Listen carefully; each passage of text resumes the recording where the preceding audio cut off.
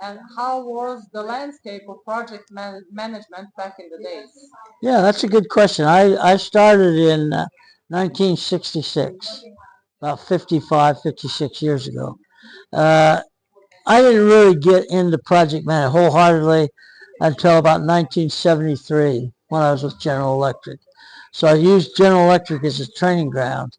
And one of the things I found is that I get it. I get project management, but I have an ability to teach others how to get it.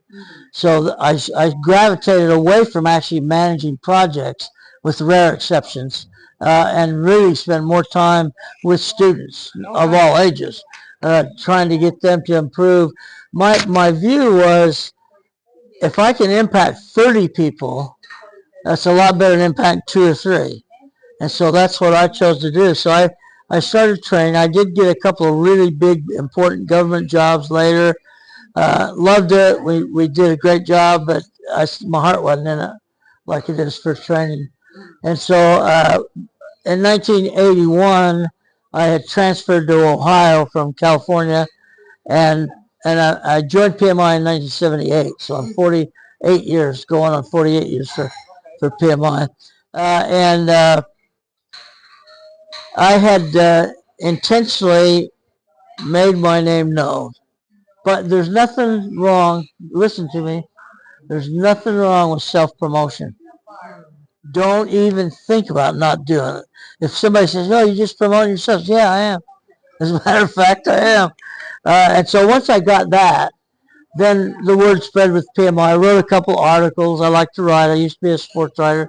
And so once they knew me, they wrote to my CEO and said, "We'd like him to be on this committee to do the PMP." And of course, I had already set it up. I knew they were going to do it. So I talked to him, and he said, "What do you have to do?" Because the new division was called Project Management Division. Okay. And I had gone out there to help them set it up. So I looked at the opportunity and said, "This is a gold mine," because I really felt like it would go.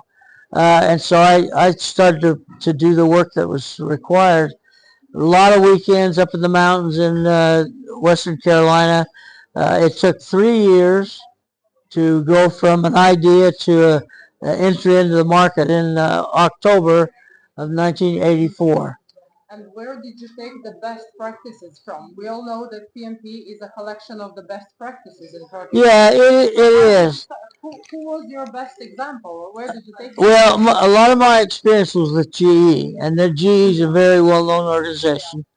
They didn't really have a project management presence, but they had project managers. Okay. So there was no focus organizationally on it. So I learned a lot from them, and the rest I learned from common sense. I mean, really, it's common sense. It ain't brain surgery. And if you can address it that way and just think, the saying for Christian people is, "What would Jesus do?" Well, I don't think. Well, Jesus was a carpenter, but I don't. But I do say, what would somebody what would Peter Drucker do? What would people like that? What would they do? Because I noticed somebody used Drucker, or maybe it was yesterday, as a reference, because he's one of those guys. He wasn't anything special, just an old guy, talked a lot, but he had mentally, he knew what to say. And if you read that, I don't know how many American books, 7 Habits of Highly Effective People. Yeah, it's known. Okay, he's another one. He made $1 bazillion off that book. And if you read that book, it's plain old common sense. I mean, he didn't have anything brilliant. He just said what we all know should be the case. And so that's what I tried to do. And I tried to make it so it wasn't impossible. Some of the tests, I didn't participate in the actual creation of the test. That's a very select group of people, and it's like confidential. If I tried to get his copy of the test today, no way. That's their gold standard. And so I didn't see it, but in the olden days, meaning before 90, there were 320 questions on the exam, 8 body of knowledge areas, 40 questions in each body of knowledge area, and you had all day to take the test. So you did four sessions in the morning, 4 sessions in the afternoon, all paper and pencil, none of this automated stuff. So by the time we got it rolled out, we're only going to do it once a year at the symposium. That's morphed into the summit now. But so that was where it was, in Philadelphia, home of PMI. We had 55 people take the exam, and 39 passed. Okay. 39 out of 55 became our friend. One of the founders, Eric Jeanette, PMP #1. So he took the test, and he wasn't afraid of it. Took the test. The people that designed the thing, they wouldn't let us take the test for 10 years. They overcompensated for conflict of interest. But 10 years. So at 10 years, I got a letter saying it's okay to take it now. So I asked my wife, I said, what do you think? She said, if we don't take it, you're going to look pretty stupid. And so I took it, and I tell people I got 100%. I have no idea what I got. But I know I passed, so as far as I'm concerned, I got 100%. And so that was 10 years later. The reason I use that reference is that 10 years, the PMP numbers were 6,018. That's all the PMPs we had in 10 years. So it hadn't really caught on fire. And so what happened is we changed some of the rules. You didn't have to be a PMI member anymore. That's what we originally formed it for, to suck people into the program. So we waived that. So anybody that wanted to take it, because we kept hearing engineers really are interested in becoming certified project managers. So, well, join the PMI. Well, I'm not joining PMI, so we took that away.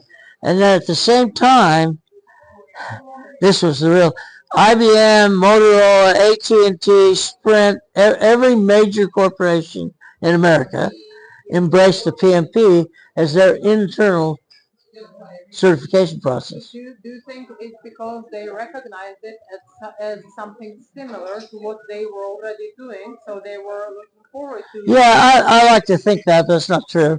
Here's why they embraced it. At that same point in time, America especially had turned into a subcontractor world. So they were doing a lot of subcontracts, a lot of money with the subcontracts. They wanted something that they could force their subcontractors to follow the rules so they could keep track of them. So it didn't really, I mean, people say it did, but it became mandatory. If you worked, if I trained 3,000 IBM people, if you work for IBM, you better have your certificate. If you don't, you'll be paid less, and you can go away. And so what happened was peer pressure drove all the numbers. Said, oh, I got mine. Oh, God, I better get mine. Pretty soon, we're doing classes of 20, 30 people at a time to take the exam. So it just took off from that point. I don't know when we hit 1 million. I know we're at 1.5 million right now. That number changes all the time depending on who you ask. But we're at about 1.5 million right now.